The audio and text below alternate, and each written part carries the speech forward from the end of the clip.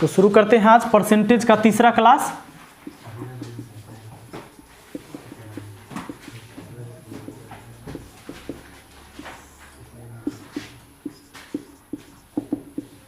Percentage का class 3। एक बात याद रखिएगा, होल वैल्यू इसका यूज करेंगे हम। होल वैल्यू को हम शॉर्ट में डब्ल्यू भी लिखेंगे। ये होल वैल्यू क्या है जरा ध्यान दीजिएगा। अगर 20% लाभ रहेगा कभी या 20% कभी हानि रहेगा, इसका हम होल वैल्यू जब निकालेंगे तो 20% का मान 1/5 होता है, आप लोग को पता होगा।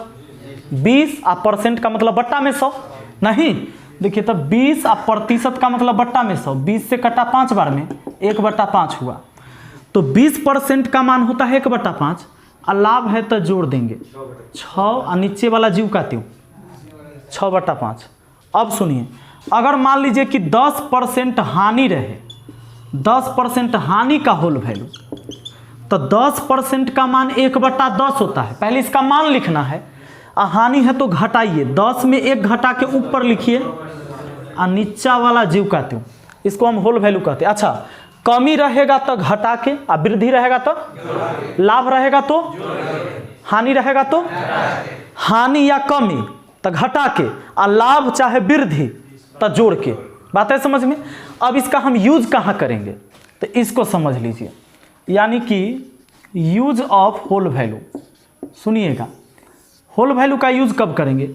जब आपको क्रयमूल पता रहेगा, प्रतिशत लाभ या प्रतिशत हानि पता रहेगा, विक्रयमूल पूछेगा तो क्रयमूल में होल वैल्यू का सीधा गुना करिएगा तब विक्रयमूल मालूम हो जाएगा।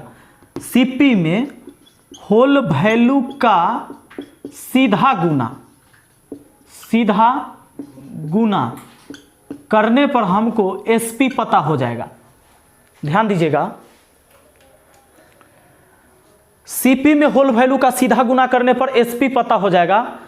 और होल वैल्यू ना हमेशा प्रतिशत लाभ, प्रतिशत हानि, प्रतिशत कमी, प्रतिशत वृद्धि का ही निकालना है।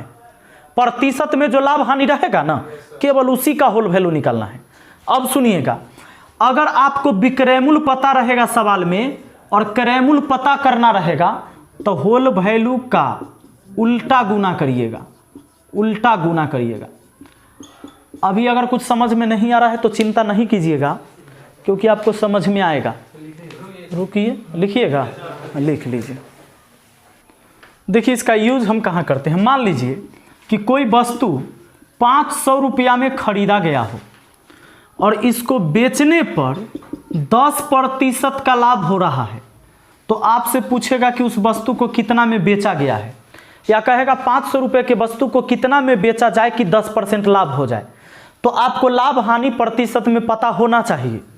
अगर क्रयमूल पता है तो विक्रयमूल निकाल सकते हो, और विक्रयमूल पता है तो क्रयमूल निकाल सकते हो। कई तरीका है इसका, चलिए एक तरीका पर हम जिक्र करते हैं जिसके बारे में अभी हम बात कर रहे थे, होल वैल्यू।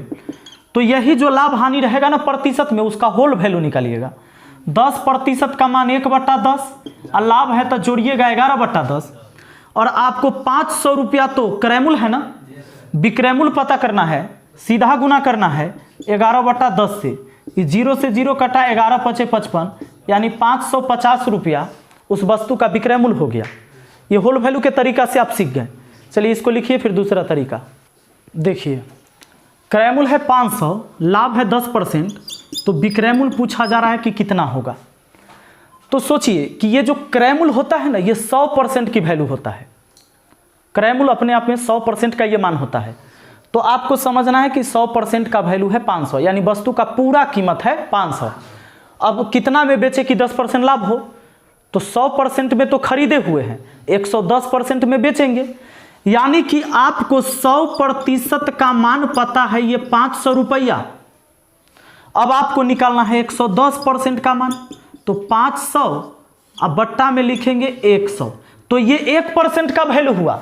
क्यों? देखो 100% का वैल्यू 500, 100% का वैल्यू ना 500, तो 500 में 100 से भाग दे दिए तो 1% का मान हुआ। अब आप गुना करोगे 110% से तो 110% का मान निकल जाएगा। 1% के मान में हम जितना से गुना करते हैं उतना का मान निकलता है। अब आ जाइए, तो ये प्रतिशत का मतलब हो गया बट्टा में 100। लीजिए 0 से पहले 0 काटिए, ये 0 से 0 काट दीजिए, आई कितना 550, सॉरी 100% नहीं लिखेंगे, 100% का मान 110% का मान ना, यानी 110 का वैल्यू निकालना है हमको। तो ये हो जाएगा हमारा कितना 11 × 5 = 55 और 1 0 यानी 550 ऐसे भी हो जाएगा। चलिए तो ऐसा कर सकते थे, कोई बात नहीं। तो डायरेक्ट हम चूंकि 100 लिखे इसलिए वहाँ 110 लिखे। अब देखिए, अब सिंपल सा बात आपको ये सोचना है कि कोई सामान अगर आप 1000 में खरीदे हो, ठीक, आप चाहते हो 20% लाभ कमाना, तो कितना में बेचे? तो 1000 का 120% पर बेचना होगा। बात है समझ में? अगर आपने खरीद रखा है 1000 रुपए में और आप चाहते हैं 20% लाभ कमाना, तो उसको बेचना होगा 1000 का 120% पर। अब प्रतिशत से आप 2 0 काट सकते हो, यानी आपको बेचना है कितना में? अच्छा, उससे भी हो जाएगा। देखिए 1000 में आप खरीदे हैं और लाभ कमा रहे थे, इस बार कितना बोले हैं 20%, तब 20% का मान 1/5 और लाभ है तो जोड़ के 6/5। ये 6/5 है ना, वो 120% का ही मान होता है। बात को समझ लीजिए, ये 120 और परसेंट का मतलब हुआ बट्टा में 100। लीजिए 0 से 0 काटिए, 12 के आधा 6 और 10 के आधा 5 हुआ कि नहीं 6/5। तो किया क्या गया कि 20% का मान 1/5 और जैसे ऊपर जोड़ दिए 6/5, इसका मतलब है कि 20% आपने 100 में जोड़ा तो 120% की वैल्यू हो गया। कहानी ये है, कोई दिक्कत? तो डायरेक्ट आप 120% से गुना कर दो, चाहे 20% का मान निकाल के जोड़ के करो। 20% का मान 1/5 और जोड़ दो तो 6/5, वो 6/5 भी 120% का मान है। तो ये सारी बातें हैं। आइए अब रही बात कि हम दोनों बात कहला बता दिए, तो जरूरी है कहीं कहीं यूज होगा बड़ा जल्दी जल्दी, कभी कभी आपको खुद सवाल बनाते बनाते अनुभव हो जाएगा कि कभी होल वैल्यू वाला जरूरी पड़ जाता है। बात है समझ में? आते परसेंट से ही काम कर सकते हैं। अगर कोई सामान 1000 रुपये में खरीदा गया है, अब इसको कहा जाए कि कितना में बेचा जाए कि 10% हानि हो जाए, कितना में बेचा जाए कि 10% हानि हो जाए, कितना में बेचा जाए? तो 10% हानि कमाना चाहते हैं, ये 1000 जो क्रय मूल्य होता है ये 100% का मान होता है। आप चाहते हैं 10% हानि कमाना, तो 90% पर बेच दीजिए। बात है समझ में? यानी आप क्या करिए, 1000 के सामान को सीधा सीधा 90% पर बेच दीजिए। तो प्रतिशत से भैया 2 0 कट गया आपका, यानी 900 रुपया में बेच लीजिए। यही बात ना है? अब देखिए जरा, आप चाहें तो आप ऐसे भी कर सकते हैं, लेकिन ये सब करिएगा नहीं। खरीदा हुआ है कितना में? 1000 में, 10% हानि है, तो भैया 1000 का 10% हानि है, प्रतिशत से 2 0 कटा, यानी 100 रुपया के हानि है। यानी कि 1000 रुपया में खरीदे हैं, आप बेचेंगे 100 रुपया हानि पर, तो कितना में बेचेंगे? 900 में बेच देंगे, हो जाएगा 100 रुपया हानि, यानी हमारा जो विक्रय मूल्य होगा वो 900 होगा। लेकिन ऐसे करने की कोई ज़रूरत नहीं है। डायरेक्ट आप अगर 10% हानि कमाना चाहते हैं तो 90% का मान निकालना होगा, 20% हानि कमाना चाहते हैं तो 80% का मान सीधे निकालना है उसका, 70% हानि कमाना चाहते हैं तो यानी कि 30% पर बेचना है। अगर आप चाहते हैं 40% लाभ कमाना, यानी 140%। अगर लाभ कमाना है तो 100 में उतना जोड़ लो, हानि कमाना है तो 100 में से उतना, उसी के वैल्यू निकालना है। अब बताइए, कोई सामान का दाम अभी 100 रुपया है, अगर उसका दाम 5% बढ़ा दिया जाए तो कितना हो जाएगा?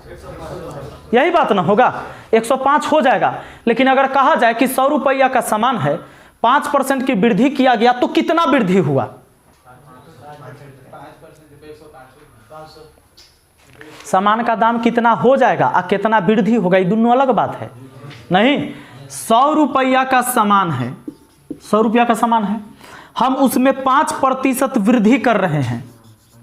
5% का क्या कर रहे हैं? तो कितना वृद्धि होगा? 5 रुपया वृद्धि होगा। लेकिन आपसे हम अगर पूछे कि अगर 100 रुपया का सामान है, 5% वृद्धि होने के बाद वो कितना हो जाएगा, तब 105 हो जाएगा। ये दोनों दो बात है। ये बात बहुत लोग बड़ा कंफ्यूज होते रहता है सवाल पे। आपसे वृद्धि पूछा जाए तो कितना बढ़ा केवल ये बताना है, अब वृद्धि होने के बाद क्या हो जाएगा तो टोटल बताना है, समझ रहे हैं ना। टोटल हो जाएगा 100 का 105%, अब परसेंट से 2 जीरो कटा था 105 रुपया उसका टोटल दाम हो जाएगा। अगर केवल वृद्धि निकालनी है तो 100 का 5% निकालना है, 5% ना बढ़ रहा है यानी 5 रुपया बढ़ रहा है क्या। चलिए बहुत छोटा छोटा बात बताए हैं और इसकी ज़रूरत। अब चलिए एक बात और, क्रयमूल विक्रयमूल हो सकता है आप भुला जाएं कि कब उल्टा गुना होगा कब सीधा गुना होगा, ठीक। तो बड़ा सिंपल ट्रिक है इसका कि देखिए CP है, CP सी से, SP है S से, तो ABCD वाला सड़क में चलिए, ये हाईवे पकड़ ले, ABCDEF, आगे ही ना कहीं S मिलेगा, STUV दोनों एक के जैसन हो जाता है, जुड़वे भाई है UVWXYZ। बच्चा में बड़ा कंफ्यूज कराता था कि पहले कौन होगा, नहीं। अब देखिएगा तो ABCD वाला में अगर C से समझ जाइए आप कॉस्ट प्राइस यानी क्रय मूल्य, ठीक ना, S से समझ जाइए सेलिंग प्राइस यानी विक्रय मूल्य, कोई दिक्कत। P तो दोनों में लगा हुआ है, ये है। अगर आप C पर हैं S पर जाना है तो सीधा ना आगे जाइएगा तब ना S मिलेगा, समझ रहे हैं। यानी अगर CP आपको पता है, SP पता करना है तो सीधे चल जाएंगे कि S पर पहुंच जाएंगे। सीधा जाने का मतलब सीधा गुना, होल वैल्यू का कैसा गुना। अगर हम SP पर खड़े हैं, S पर आए हुए हैं, हमको C पता करना है तो S से आगे C मिलेगा, Z पर चल जाइएगा, नहीं। सुनिए, अगर S से C पर जाना है तो कैसे जाना होगा, उल्टा घूम के आना होगा, उल्टा यानी उल्टा गुना। कोई दिक्कत, जिंदगी भर के लिए याद हो गया। तो अगर क्रय मूल्य पता हो और प्रतिशत लाभ हानि पता है, हमको विक्रय मूल्य पता करना है, विक्रय मूल्य मतलब सेलिंग प्राइस, S पर जाना है तो कैसे जाएंगे, सीधा जाएंगे। और विक्रय मूल्य पता है, क्रय मूल्य पता करना है तो उल्टा जाएंगे, मतलब उल्टा गुना करेंगे। बस हो गया काम खत्म। अब आ जाइए, अब सवाल पर आते हैं। सवाल पर निकालिए बुक अपना। परसेंटेज का टाइप 1,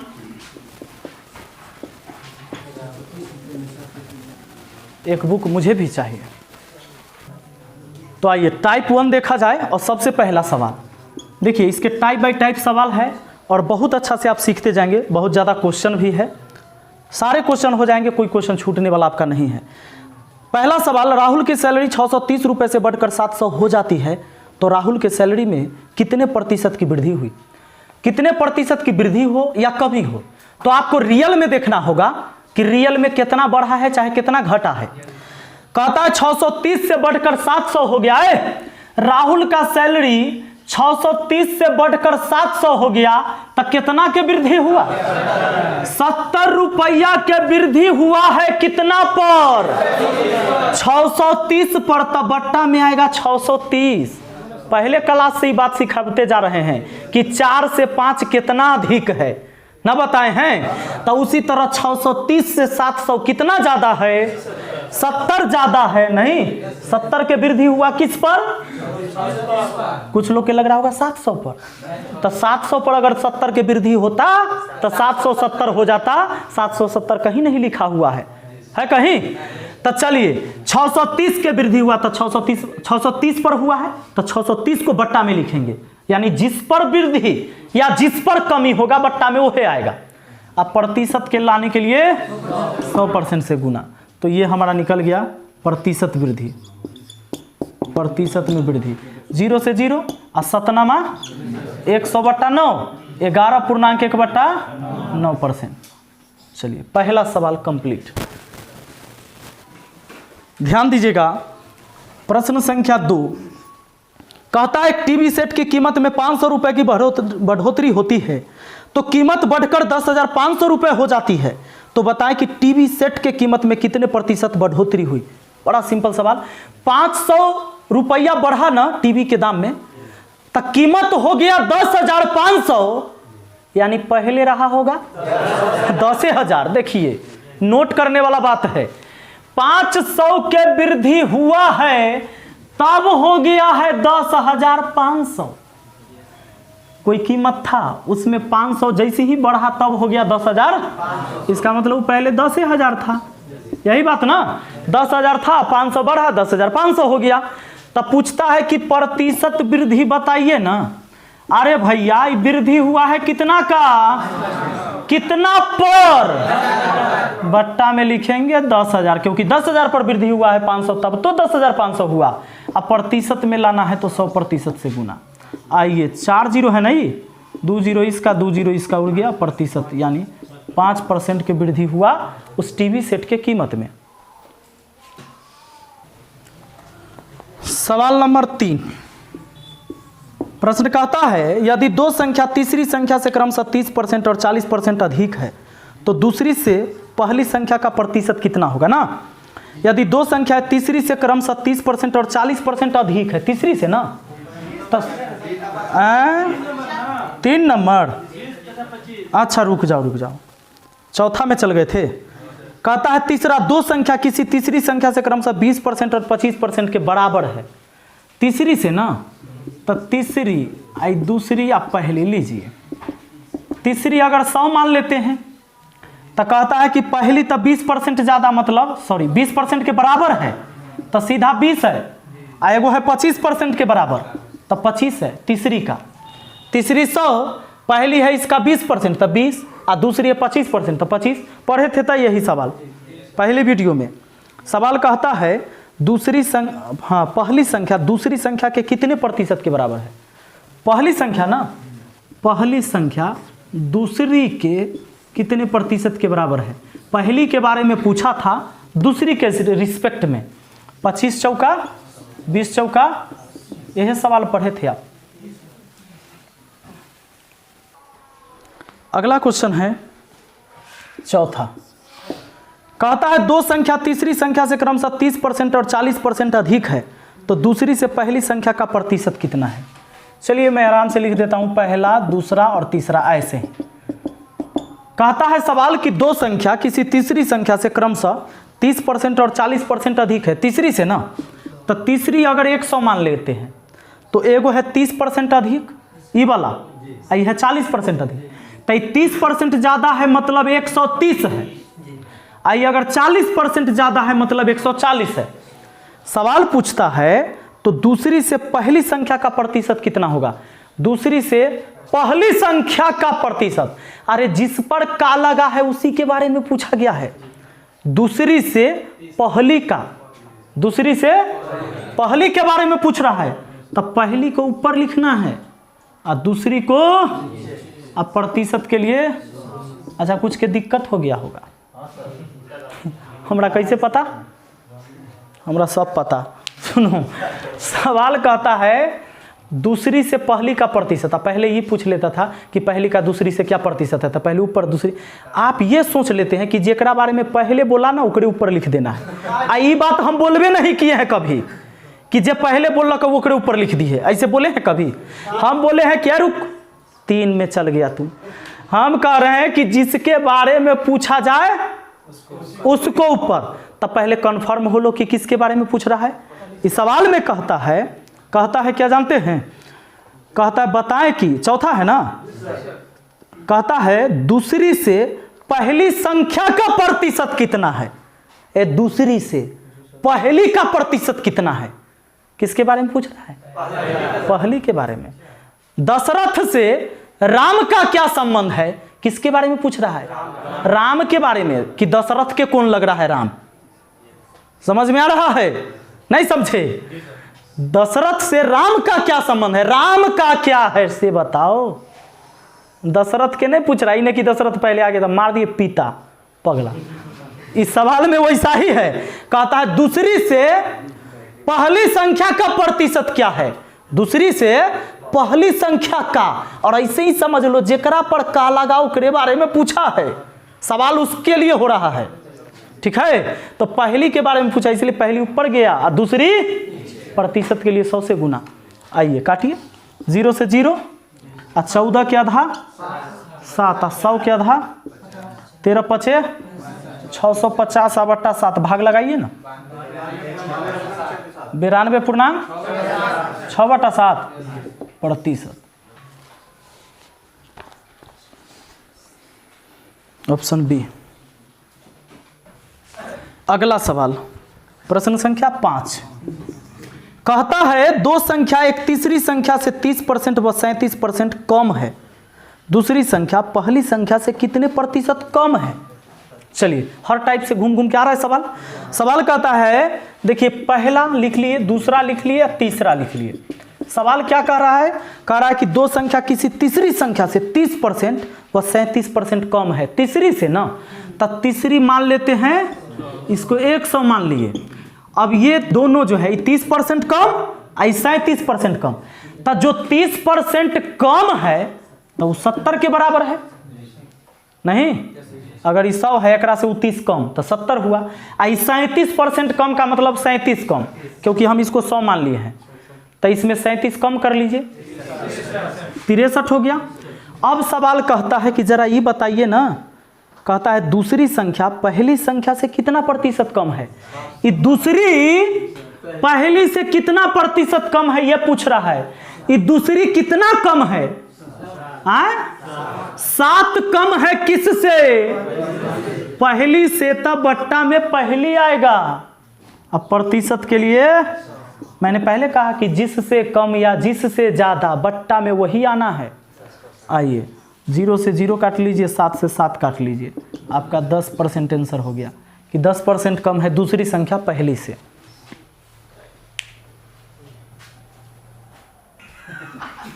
चलिए अगला सवाल, छठा सवाल कहता है कि यदि ए की आय बी की आय से 20% अधिक है तो बी की आय ए की आय से कितना प्रतिशत कम है। ठीक है, चलिए कई तरीका इसको बनाने का। ए की आय बी की आय से 20% अधिक है, रुको, ए की जो आय है ना बी के आय से 20% अधिक है, बी के आय से ही 20% अधिक है। एक बात और, ये पूरे सवाल में कहीं रियल वैल्यू दिया हुआ है, 100 रुपया, 500, 1000, 10,000, 20,000 नहीं, तो 100 जरूर मान सकते हो सवाल में। ठीक है, तब ए का आय जो है बी से 20% क्या बोला है, तो इसका अगर हम 100 मान लेते हैं आय, तो ये तो 20% ज्यादा है, तो 120 हो जाएगा। अब कहता है सवाल तो बी की आय ए की आय से कितना प्रतिशत कम है। ये बी की आय ए की आय से कितना प्रतिशत कम है, तो पहले रियल में देखो कि इससे ये कितना कम है। अरे 20 कम किस से, यानी 120 से है? अरे बी के आय 20 कम है ना, किस से, तो बट्टा में 120 लाएंगे, 100 नहीं। अब प्रतिशत के लिए 100 से गुना, तब बी का आय निकल गया जो कितना प्रतिशत कम है। चलिए 0 से 0 काट दिए, 2 6 के 12 और कटेगा 100 का आधा, 6 का आधा, 50/3 भैया, 16.2/3% ना है तो क्या हुआ। हाँ, जैसे ही कहा कि वो रूल हार्ड है तो समझ गए कि रूल पढ़वे नहीं किया। कहता है ए की आय बी की आय से 20% अधिक है, तब बी की आय ए की आय से कितना प्रतिशत कम है। आपको ऐसे भी बोलेगा कि पहले वर्ग के एक भुजा को 20% बढ़ा दिया गया है, फिर कै % घटा दिया जाए कि क्षेत्रफल अपरिवर्तित रहे, यानी इंक्रीज देगा डिक्रीज पूछेगा, डिक्रीज देगा इंक्रीज पूछेगा, तो वही रूल लगा देना है जो रूल प्याज वाला में बताए थे, चावल चीनी वाला में। यहाँ 20% एगो ज़्यादा है तब 20 लिखिए, 20% ज़्यादा है ना, तो नीचा 100 में उसको जोड़ के कि अगला कितना प्रतिशत कम है वो निकल जाएगा। बस इसको हल करेंगे तो वही आंसर आएगा, 16.2/3%। ठीक है ना। चलिए आपका 2 क्लास छूट गया है तो थोड़ा सा दिक्कत हो रहा होगा, बट मुझे लगता है आज नहीं दिक्कत हो रहा होगा। ठीक है, चल रहा है ना। चलो अगला सवाल पर आ जाओ। सवाल कहता है x का मान y के मान से 25% कम है, तो y का मान x के मान से कितना प्रतिशत अधिक है। देखो ये इंक्रीज डिक्रीज वाला है कि ना, वृद्धि देगा तो कमी पूछेगा, कमी देगा तो कहता 25% कम है x का मान y से। अरे 25% कम है तो ऊपर 25 लिख के 100 में 25 घटा दो, नीचा कम है इसलिए घटा दो, तो नीचा कितना। अब प्रतिशत के लिए शुरुए में देखना कि शुरू वाला जो वैल्यू है वो ज्यादा है कि कम है, तो 25% कम था तो 25/75 लिखे। 75 कहाँ से आया, 100 में से 25 घट के आया, चलिए 25 तिहाई 100/3 33.1/3% आंसर।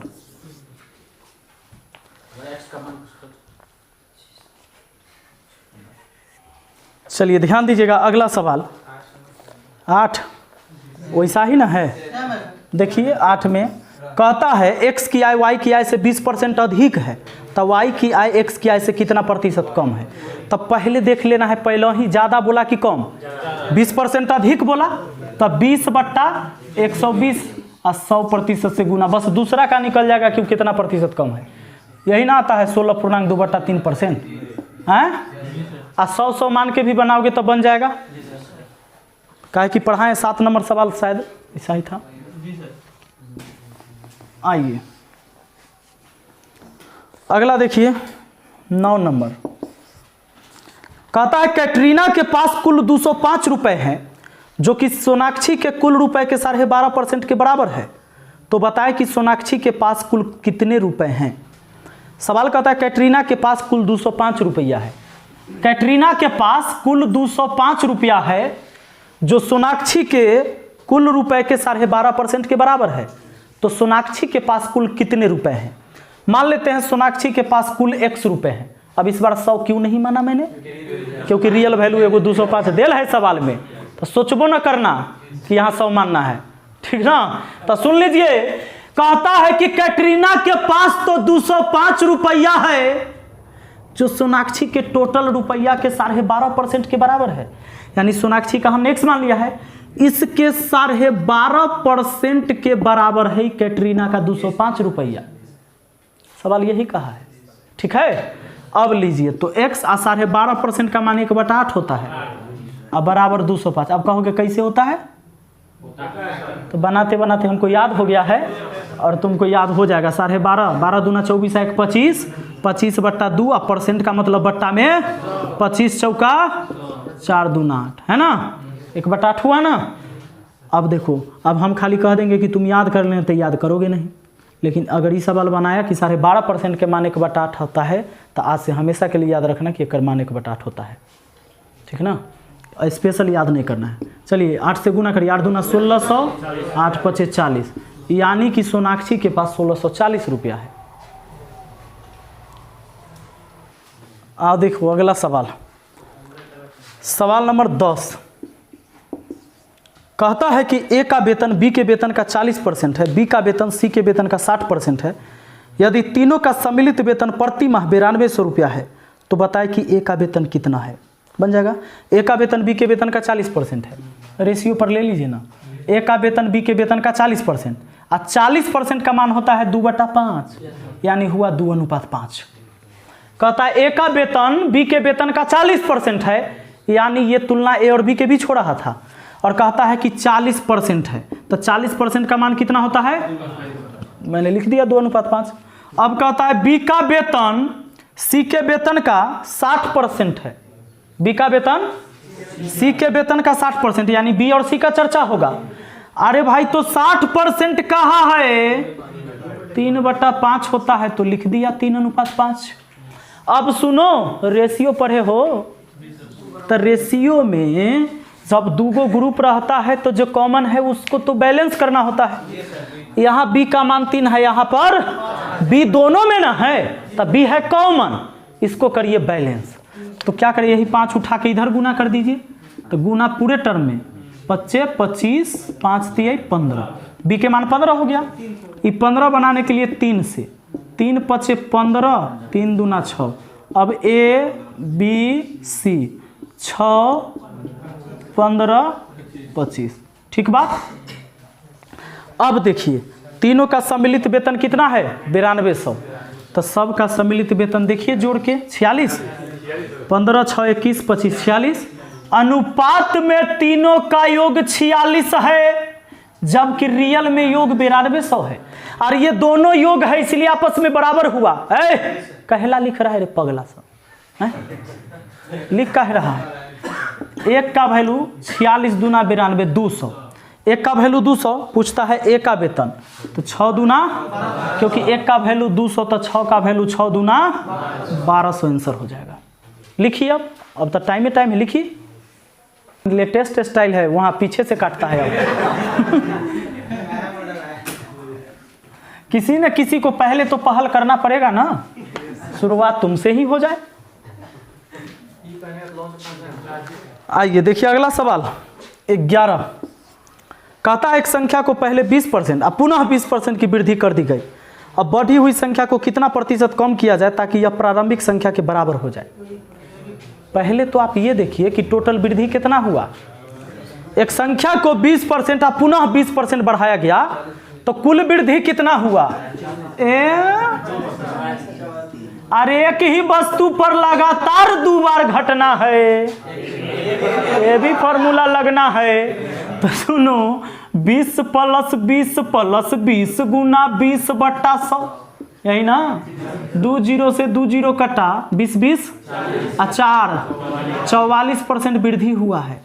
उस संख्या में 40 से नहीं वृद्धि हुआ है, कितना हुआ है 44% वृद्धि हुआ। अब रुको, आंसर हो गया उतार रहा है। अभी तक केवल उसमें वृद्धि हुआ संख्या में 44%। सवाल कहता है कि अब कितना परसेंट फिर से कम कर दिया जाए कि संख्या उतने रहे जितना पहले था, माने ओकरा में कोई परिवर्तन नहीं होना चाहिए। तभी थोड़ा देर पहले एक सवाल पढ़े थे कि मान लीजिए कि किसी में 20% वृद्धि हुआ है तो कितना कम किया जाए कि वह परिवर्तित रहे। प्याज के मूल्य वाला सवाल अब याद करो कि प्याज के मूल्य में अगर 44% वृद्धि हुआ है तो खपत में कितना परसेंट कमी किया जाए कि खर्च अप्रभावित रहे। कुछ लिंक जुड़ रहा है सवाल का। वैसा ही कह रहा है कि संख्या में तो 44% वृद्धि हो गया है, अब कितना परसेंट कम किया जाए कि संख्या फिर उतने रहे। बात है समझ में।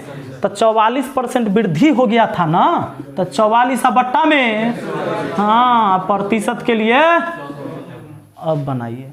तो चलिए इसको काटिए, 4 4 8 1 9।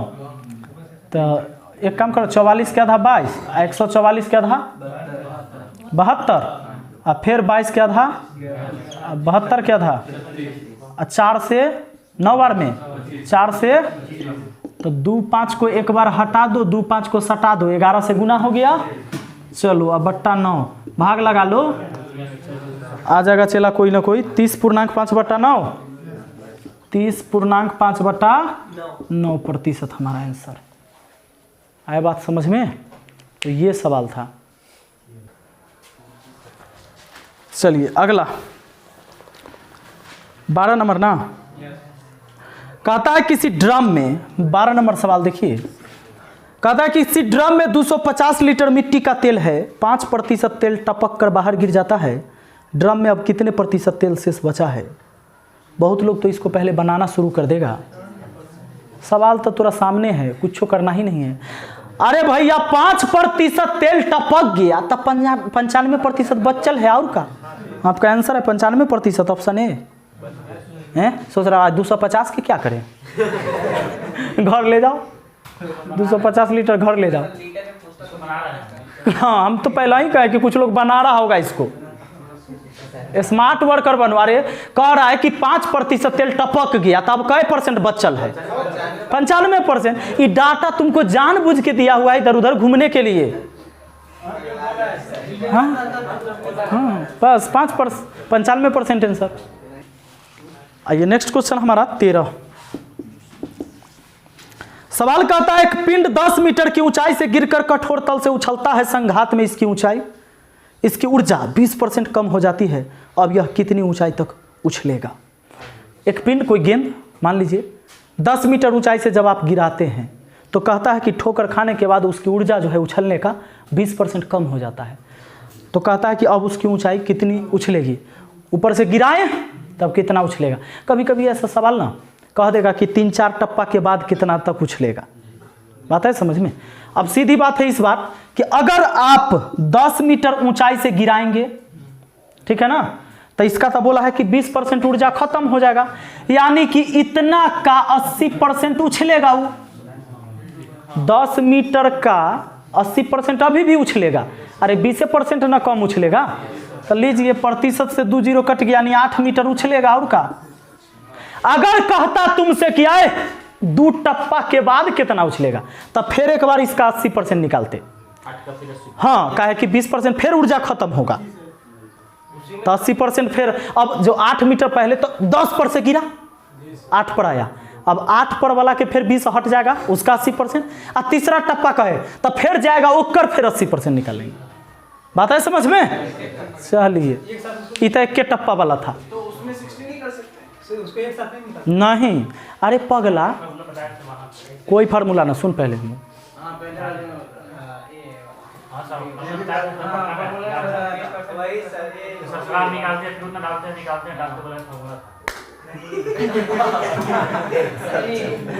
वो था दूध वाला कि एक बर्तन में 80 लीटर दूध भरा हुआ है, उसमें से 10 लीटर दूध निकाले, फिर 10 लीटर डाल दिए। अभी एलिगेशन पढ़ाए हाल फिलहाल।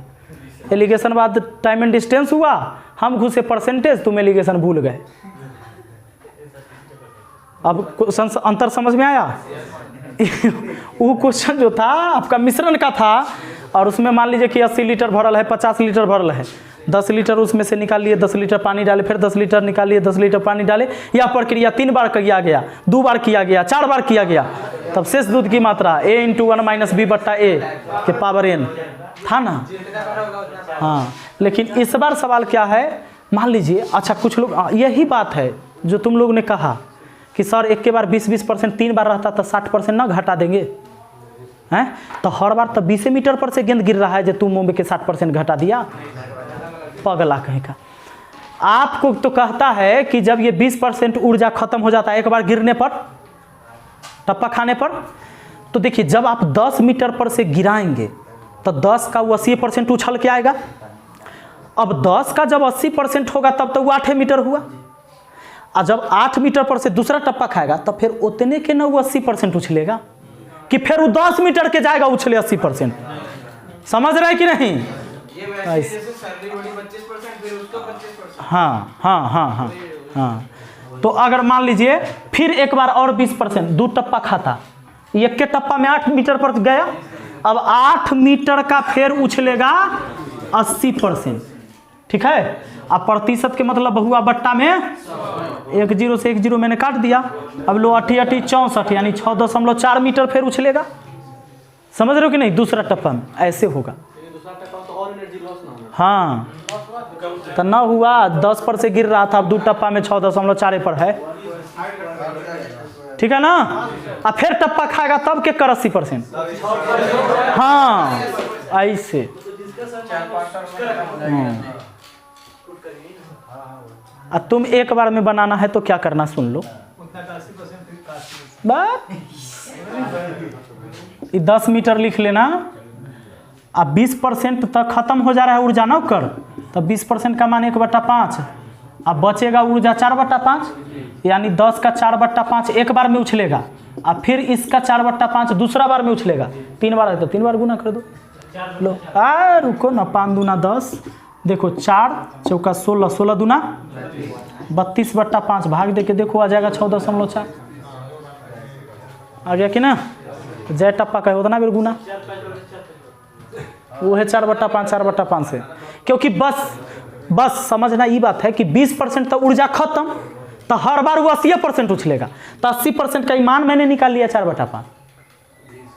10 का 4/5, फिर जो है उसका 4/5, फिर जो है उसका 4/5। जय टप्पा खाना है तय बार गुना करना है।